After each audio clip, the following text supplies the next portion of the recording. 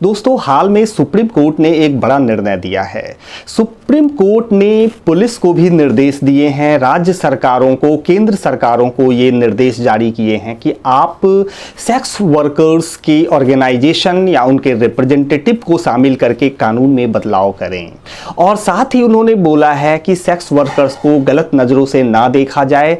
Police अगर कोई कार्रवाई करती है तो उनको आरोपी ना बनाया जाए, एफआईआर नहीं दर्ज की जाए। ये सारी बातें सुप्रीम कोर्ट ने की है। दोस्तों, सुप्रीम कोर्ट ने कहा है कि उनके लिए भी फंडामेंटल राइट्स हैं, जीने का अधिकार उन्हें भी है, उनके लिए भी संविधान है, उनके लिए भी कानून है। बड़े इंपॉर्टेंट जजमेंट है दोस्तों, अब इसे समझने की जरूरत है। मीडिया ने इसको दिखाया है कि सुप्रीम कोर्ट ने मानो ये कह दिया कि मैं इस प्रोफेशन को एक्सेप्ट करता हूं और प्रोस्टिट्यूशन एक व्यवसाय है। ऐसी बात बिल्कुल भी नहीं है दोस्तों।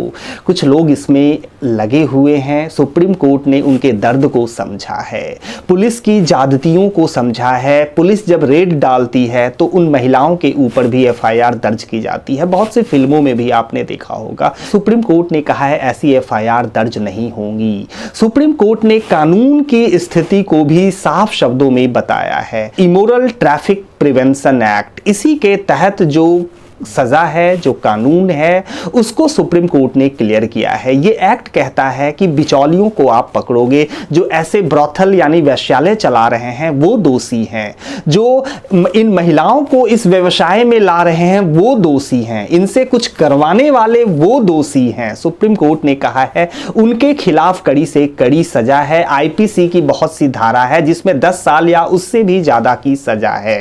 सुप्रीम कोर्ट ने बड़े साफ शब्दों में कहा है दोस्तों, इनके ऊपर ज्यादती मत करो आप।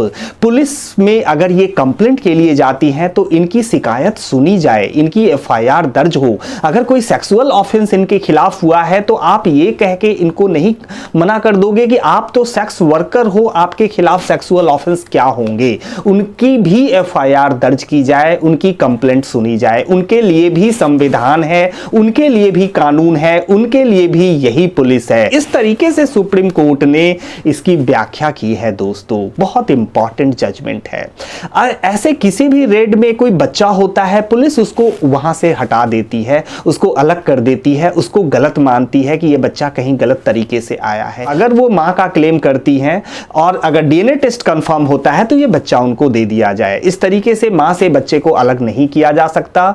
बहुत सारी बातें की गई हैं दोस्तों जो मैं खुलकर नहीं बोल सकता, इसलिए मैं इतना जरूर बोलूंगा कि सुप्रीम कोर्ट ने एक मानवीय नजरिए से चीजों को देखा है। जो लोग इसमें इन्वॉल्व हैं वो विक्टिम की तरह हैं, वो बेचारे कहीं ना कहीं किसी मजबूरी से, पैसे की मजबूरी हो सकती है या फिर अपनी परिस्थिति से मजबूर होकर वो इन कामों में हैं। उनको भी इसी समाज को सही करना है, यही संविधान उनको ठीक करेगा।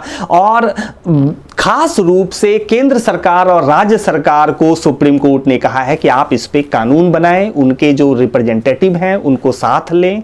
बहुत इंपॉर्टेंट जजमेंट है दोस्तों, इसे सही तरीके से समझने की जरूरत है। इसे सिर्फ और सिर्फ एक मीडिया आइटम बनाकर कि सेक्स वर्कर्स को एक प्रोफेशन का दर्जा दिया गया, ऐसी बातें कर देना सही नहीं है। मानवीय नजरिए से सुप्रीम कोर्ट ने देखा है, मौलिक अधिकार की नजर से देखा है कि एक मानव होने के नाते उनके भी अधिकार हैं। ये देश उनका भी है, ये संविधान उनका भी है, कोई उनसे नहीं छीन सकता। ये है कुछ मूल बातें दोस्तों। उनको पुलिस जातियों से बचाने की कोशिश की जा रही है। मीडिया को भी इंस्ट्रक्शन दिए गए हैं कि आप उनके नामों को उजागर ना करें, उनकी फोटो को उजागर ना करें, उनको पब्लिश ना करें।